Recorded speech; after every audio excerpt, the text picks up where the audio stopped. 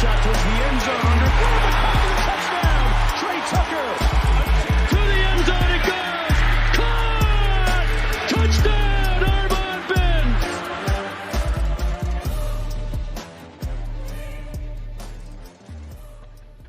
Bearcat Blitz. It's game week, everybody. The Towson action in store in just a few days. The 2024 season about to kick off at Nippert Stadium. Year 2 in the Big 12 for Cincinnati Bearcats athletics.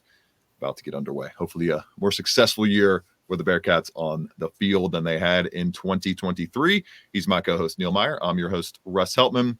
Neil with the frontofficenews.com, Cincinnati Rivals, and I'm with Cincinnati Bearcats on SI. Find him at the frontofficenews.com. You can find me at Cincinnati Bearcats on SI.com. Pretty sure that's what it's at right now. Oh, you can look up SI.com/college Cincinnati. SI, Cincinnati Bearcats. You'll be able to find it in the Google search. We are presented by Bet Online. It's your world's most trusted betting platform and your number one source for everything football, from the preseason NFL to college kicking off. Bet Online has every stat, every matchup, and even live odds and spreads while the games are being played. Think you know your stuff? Get in on our winner-take-all $300,000 NFL Survivor pool for the upcoming season. And when the game's over, head on over to our online casino and get in on a game of blackjack or poker, or unwind with one of our over 150 slots games. Head to the website today and use promo code BELIEVE. That's BLEAV. Once again, promo code BELIEVE to get in on the action. Bet Online. The game starts here.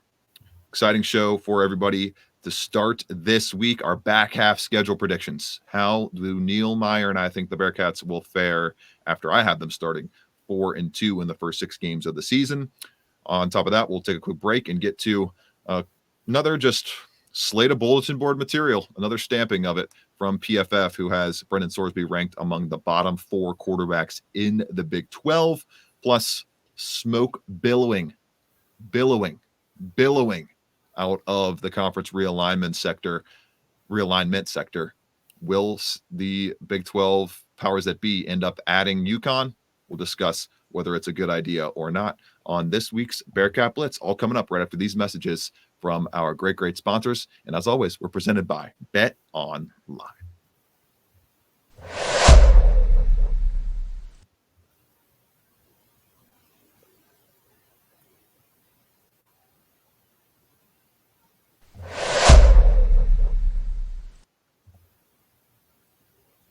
Passing the baton to Neil Meyer here as we bring him in on this show, the first game week show that Neil Meyer and I have done as part of covering the football team for Bearcat Blitz. Very excited to bring this to everybody all season long. We'll get the predictions, and we're not going to have to spend much time on the Towson prediction, I don't think, later on this week, but it's kind of going to be a little bit of a tweaked schedule. We've been going Tuesdays and Fridays in the offseason. We're going to come at you one day earlier in the season portion of things, Mondays and Thursdays. I'm excited, Neil. The season is here, and we are here to lop off the last 6 games of the season prediction-wise. I had them going 4-2 to start. Remind me again where you had them, and then you could just take the reins and get us going with a prediction coming off of the UCF game in the middle of the year. Yeah, Russ, is worth noting, too. I had them going 4-2 as well there throughout the first 6 games, but following the UCF game, I mean, you're looking at the back half of the schedule. That's the kind of the half of the schedule that gets a little more tricky in terms of the opponents and whatnot. You start off the back half with Arizona State. I think that's an easy W there, especially there at Nippert Stadium. Arizona, second year under Kenny Dillingham, had to re-hit the portal a lot. You're going to see a familiar face from the past Bearcats team in Shimon Mater, who's arguably slotted to be their tight end one from some early reports out there. So he'll get his return to Nippert Stadium. But overall, I think that's a game the Bearcats should easily win there at Nippert Stadium. So that would put them at roughly 5-2 heading into Colorado. And I think that Colorado game, Russ, I think you and I both know that could be a game that could go either ways, but I'm going to have Colorado taking that game as well. So that would put them at 5-3 heading into West Virginia. I think West Virginia will get them back again this year. It'll be a closer game, but I think West Virginia will kind of take the reins for the first time back at Nippert Stadium since the old Big East days. So I'll put them roughly at 500 heading into Iowa State. And I think that Iowa State game, it's going to be interesting to see how Tyson Vite is able to help this offensive staff really kind of attack that Iowa State defense and see what kind of tips and tricks he can give to them on finding ways to exploit that defense. But overall, I think that's a very winnable game for Cincinnati as well. So I'm going to take them winning at Iowa State on the road, which is a big road win as well. But then the true test, Russ, comes there in week 11 when you have to go on the road to Kansas State. I think that everybody knows looking at this schedule. I know, Russ, you and I have talked about it. This is probably their most difficult road challenge of the season, maybe most difficult challenge of all. Obviously, Kansas State was projected to finish second in the Big 12 preseason polls. Me personally, I had them projected to finish above Utah in my poll. So overall, they're coming off a Big 12 championship. So overall, this Kansas State team, they could be a team that really comes in difficult and be that tough road challenge. So I'll have Kansas State winning that one. And then finishing the season off versus TCU, I think this is a game where the Bearcats could go 7-6 and solidify or 7-5 and solidify their spot for a bowl game for sure. So overall, the back half of the schedule is the little trickier spot compared to the front half, because obviously the front half, you have your non-conference slate. You can start maybe 4-0 for sure. But heading into the back half, in order for them to get bowl eligible, they have to take care of business in the first half, because the schedule only gets trickier throughout the back half. And I think most certainly everybody could agree on that. So overall, for them, in order for them to be bowl eligible, I think they have to really take care of business there within the non-conference slate, and most certainly versus Houston there to kick off Big 12 conference play, so they can carry on that momentum and try to get those victories there in the back half of this season. But overall, Russ, I see this team sitting at 7-5 potential, maybe even 8-4 if things all go well. They stay healthy. That's obviously with Dante Corleone back in the fold. This Cincinnati team, if they can return Dante Corleone, could shock a lot of people there in year 2 in the Big 12. But me personally, Russ, I have them sitting at 7-5 throughout the 2024 season. Neil Meyer and I have the same record for the first half. Little difference finishing record. Neil going with 7-5. I think that's a pretty optimistic view. I would personally be shocked if this team was able to win 8 games, just given the trajectory and the timeline of where the program is at. But I don't think it's crazier things have happened. It wouldn't be the most shocking thing I've ever seen. And it's definitely there schedule-wise and strength of schedule-wise to be able to make that happen. Going through these games that Neil just rattled off, Arizona State, I'm in agreement with them. I think this is the best. This is going to be the biggest power conference win margin-wise for Cincinnati all season long. 35-20, I have the Bearcats winning that one. They dominate the Arizona State defensive line. I see them putting up 250-plus yards. I would be very surprised if they're able to get to Brendan Sorsby very consistently in terms of pressure on him at the quarterback position throughout this game. So I don't see Cincinnati having much trouble with the Arizona State team that they're just flat out more talented than, and get them at home. And it's a team in Arizona State that is liable to give up maybe 1 or 2 huge plays in the special team side of things. So that could help Cincinnati in that favor there. This is the one that really swayed me from right on the line of 500 record projection to firmly a winning season in 2024. But I narrowly have the Bearcats losing in a classic shootout, down to the wire, last team with the ball wins the game type of loss to the Buffaloes of Colorado on the road. 39-38. I think Shadur Sanders leads a game-winning drive in the final moments to get this one done. These are 2 of the closest teams by projections in the entire country. I mean, they are legitimately neck and neck, basically 1 or 2 spots away from each other in almost all the major projection services you look out there, namely S&P Plus from Bill Connolly of ESPN, 62nd ranking for UC, 60th ranking for Colorado. And I think the home field advantage is a slight edge to CU in this one. Moving along, back-to-back losses, 31-21 win for the Mountaineers. Neil, this is one of those top 35 teams you were talking about. They're probably going to face definitely 3, I would say, maybe 4 to 5 top 35 teams, just depending on how the rest of the league shakes out. This is one of them. They're going to be balanced on all 3 phases of the ball, in my opinion. Neil Brown's team has really come up well in his vision over the past few years. I see them being a top 35 offense, a top 35 defense, and a top 60 special teams unit, and a team in Neil Brown's rushing attack that I think really exposes the weakest part of this defense, Neil, especially they're going to have, I would knock on wood, hope Dante Corleone by this point of the season, but even with Dante Corleone, the loss of Jalen Hunt, it's still going to be very difficult for this team, given what they were able to do against the run last year, to expect them to stop the run at a top half of the country rate. And if you can't stop the run very well against West Virginia, it's going to be a long, long, long day, especially when you think about Garrett Green returning. He's a very consistent quarterback, veteran quarterback. He should be able to stay clean in that one. 31-21 win for West Virginia. And then the final 3 games of the year at Iowa State. I'm going away from Neil on this one. I think that Cyclones defense returns too much talent. They're too well organized. They're too well coached to end up letting Cincinnati cross the 20-point barrier in this one. 24-17 win for the Cyclones. Freshman QB Rocco Becht was very steady last year in his first year in college football in 2023. Even steadier down the stretch. Neil, he had almost a 90 PFF passing grade in weeks 10 through the rest of the season. That was top 10 in all of the FBS. I think he continues that momentum into the season, and Iowa State will be there right at the end with a chance to win the Big 12 title. So I see them taking out Cincinnati at home there. Then the final 2 games at Kansas State. This is going to be the toughest team that Cincinnati will face all season. I have Kansas State winning the league. I think they just have the perfect combination of returning talent, returning coaching acumen, and a quarterback that can do it all with his legs and arm. Avery Johnson, I'll be honest, people, I think Avery Johnson is a great bet to go win the Heisman. Get that number, go take a little nibble of that number right now, because if he does what I think he's going to do in the first 3 weeks of the season, first non-conference slates, then that number is going to be cut in half, because Avery Johnson can run all over the field, was 7th among all quarterbacks in rushing last year, and he didn't even start. It was Josh Howard, Will Howard throughout much of the season. He's now at Ohio State. So I got him going for over 100 yards on the ground, 200 plus yards passing.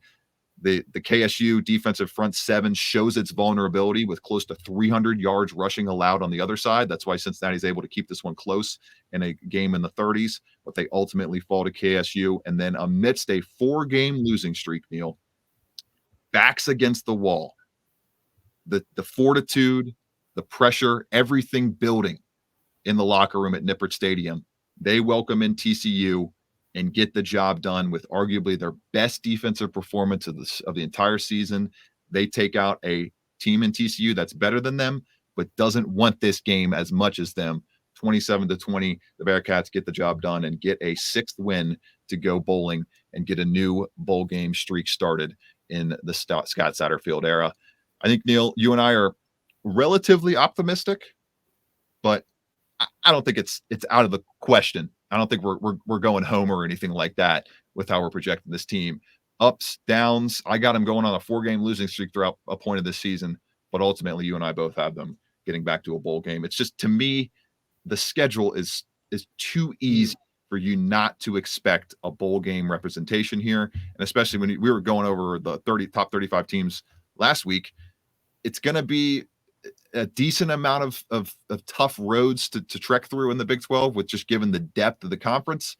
But the top end brutal matchups are just not there enough for me to see Cincinnati leaving itself out of a bowl game this year.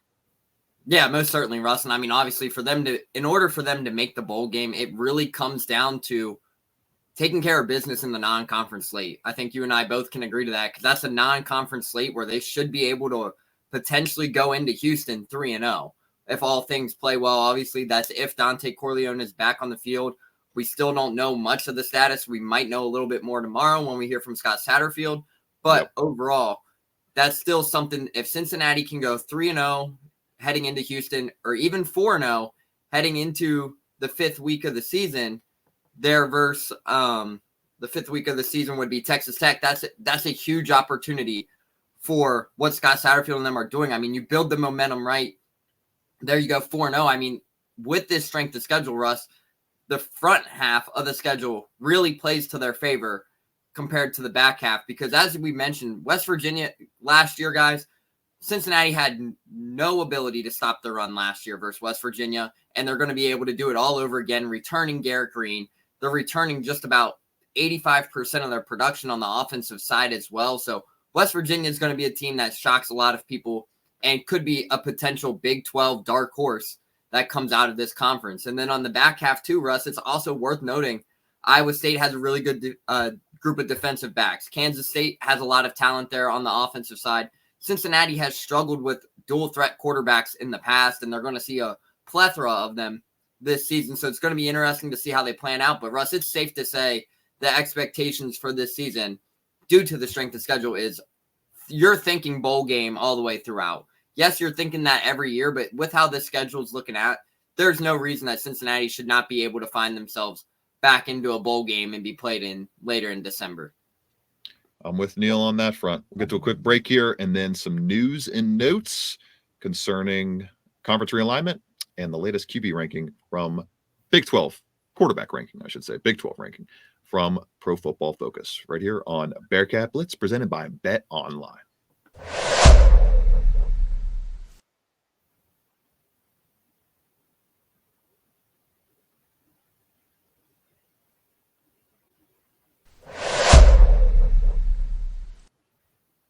So, Neil, let's get to the true news of the day and then some kind of newsworthy. It's not really that newsworthy, just more disrespect thrown at the Bearcats offense and entire football program as it is.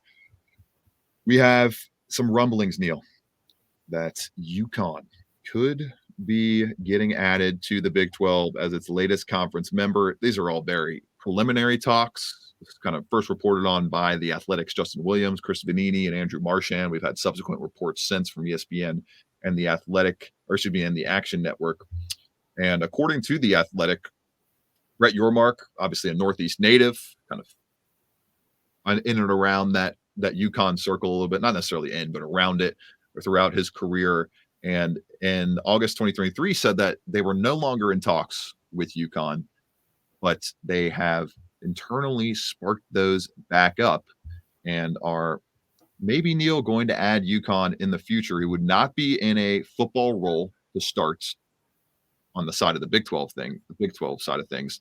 UConn wants to be inserted in as a football program eventually, because that's kind of where things have gone really awry for them over the past few years. They're now on track to be one of just two independents in the country with Notre Dame. And we know Notre Dame being an independent is a much different scenario than the reason why UConn is an independent. Their football program has completely cratered since going to the New Year's Six Bowl. I think it's basically like a decade ago now. Mm-hmm. Neil, I would be all for it. I know there's been some Bearcats fans that the hatred of UConn is making them not want to see UConn get added in, or maybe it's not wanting to see them have nice things get offered upon them. But I think this would be great. As a man who loves good matchups, the basketball would be even better in what is the best basketball conference in the entire country. And all in all, it's like this is at least 5-6 years down the line. They're entrenched in the Big East. The Big 12 has their media deal going through 2031 now. So it feels like it's going to be more of a 2030s type thing, Neil. This is all very preliminary, but I'd love to see Dan Hurley and Wes Miller going head to head on the same sideline. Yeah, no, most certainly. I think overall, Russ, too, in these reports, it said there was potential like early preliminary talks where this could be like a 2026 thing, or it can be a 2030 thing. So yeah. Overall, my thoughts personally on it is you would love to see that aspect get added for the basketball side, because obviously the Big 12 is arguably the best basketball conference in America, and it's not arguably, it is the best basketball conference in America. And then you add a team like UConn. I mean, just look at the program that UConn is. You're adding back-to-back national champions with history among themselves to maybe go out and three-peat heading into the 2025 championship. So overall, anytime you can add that kind of caliber to your program or to your conference, it's huge. And I think that would be huge for the revenue aspect of things, the media deal, the conference as a whole. I think you add the basketball aspect, I'm all here for it. But obviously, here's where the kicker on my stand is that if you add it, you obviously want to add the basketball aspect first and then bring in football later down the line. So say if you add UConn and it is per se 2026, 2027, then you bring in football maybe back in 2031. That way they have a couple years to rebuild their program, rebuild their revenue, invest into that program a little bit, and get back to track before you bring them into the Big 12. because Russ, I think you and I both know we don't want to see UConn getting curb stomped in every Big 12 football game for if they were to get brought in within the next 2 years. I don't think anybody would want to watch a 55-10 blowout in conference play, especially within this Big 12 conference. So overall, I think it's going to be a huge turning point in conference realignment as well, because obviously conference realignment as a whole is so out there right now, and it's so unique too. But if you can add UConn to the Big 12, especially on the basketball front, Russ, I think you go ahead and you lock it up just for what it will do for this conference. The Big 12 has possibly 5 teams rated in the top 25 heading into the 2024-25 season. You add UConn. I mean, what else could go wrong about that? So overall, I think if they were able to get that deal done, potentially, obviously, this is still the early talks, but if that is something that is able to come in later years, I think it would be a great addition for the conference. Yeah, good job, Neil, laying out the timeline a little bit more clear there. It would be football later on. There is a less than 5% chance that the UConn football program will be playing in the Big 12 against Big 12 opponents in the 2020s. I would be shocked if that were to happen. Yeah, I would be absolutely shocked if it happens. Yeah, the football program not going to be involved in this decade. The basketball program, though, as you mentioned, Neil, much more likely. If it were to happen, it would be basketball first, get them worked in sometime in the back half of this decade, and then go from there. Back-to-back national champions added to the most difficult and toughest and most competitive conference in the country. Sign me up as a guy who loves to see good action on the hardwood. Final news and note here to get to, Neil. Just another.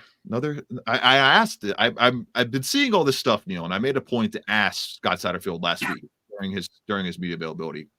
Do you guys show the players bulletin board material from the outside? Do you guys kind of read into any of that, or is it just blinders on, kind of doing what we're doing, focusing on ourselves? And he leaned more towards the focusing on ourselves part, but I could tell a little bit. There was a little glint in his eye of like, yeah, but there might be a time or two where we show some bulletin board material here or there, and this could be another instance where Brendan Sorsby ranked 13th by PFF in their Big 12 QB rankings out of 16 quarterbacks, only above Baron Morton, Sam Levitt, and Jake Retzloff of Texas Tech, Arizona State, and BYU. I think, Neil, it's okay to have some issues with this. I'm shocked to see Avery. I mean, this entire ranking is a little questionable to me, honestly. Avery Johnson at 10th is that's where I'm at. It's absolutely crazy. So maybe we just throw this baby out with the bathwater entirely. But I brought this story up to bring up that question that I asked of Scott Satterfield, because I think it's very interesting and something that is possibly a big boost and could be a nice way to motivate your guys, Neil. But also there's the flip side of you don't want to bring too much of this out there to make guys start questioning their confidence. It's got to be a tough edge to walk. Yeah, no, most certainly. And I mean, you look down at this list too, Russ. I mean, they have Jalen Daniels ranked 4th. I don't think that's a fair ranking for Jalen Daniels. And me personally have him a little bit lower just because, I mean, he hasn't been healthy in a year and a half. So is it really safe to say he's better than a guy like Cam Rising, KJ Jefferson, kind of guys like that? But then even Avery Johnson as well. And then you have Donovan Smith of Houston right there in the middle of the pack. I mean, he didn't have that stellar 2023 season. Obviously, he's coming off a labrum injury that required surgery. So is it really safe to say that he's better than a guy like Avery Johnson, Brendan Sorsby, or some of these other guys? And then you have Alan Bowman, who's in his 9th year of college football. He's been playing since I've been in middle school. So overall, is it safe to say that you have him in the middle of the pack as well? The ranking, Russ, I mean, you're looking at this list. It's so all over the place. And then you have DeQuan Finn, who transferred in from Baylor, obviously, or from Toledo to Baylor. Obviously, that's kind of the ranking you might be able to put him in. Obviously, he had a great year at Toledo. Not many people know what to expect from him from Baylor. But overall, Russ, I think if this is anything, this is one of those bulletin board materials. You just scrap it completely, because this ranking is kind of so all over the place due to maybe 1 or 2 years. But overall, I would just scrap this as bulletin board material, because seeing this ranking, it kind of is bulletin board material, if you ask me. I like it. Bulletin board is up. It's fresh. It's ready to go. And the season is here to welcome it. Bearcat Blitz, that wraps another show presented by Bet Online. For Neil Meyer, I'm Russ Eltman. We'll be back at you later on this week. 6, Ritter to the end zone, looking for Pierce. Did he hang on? Yes. Touchdown. Back as I've been around. Here he goes again. Busts free. Jerome Ford down the sideline. Foot race. House call. Touchdown. 79 yards. Big one in the Peach Bowl. This is a big one too. And it's going to go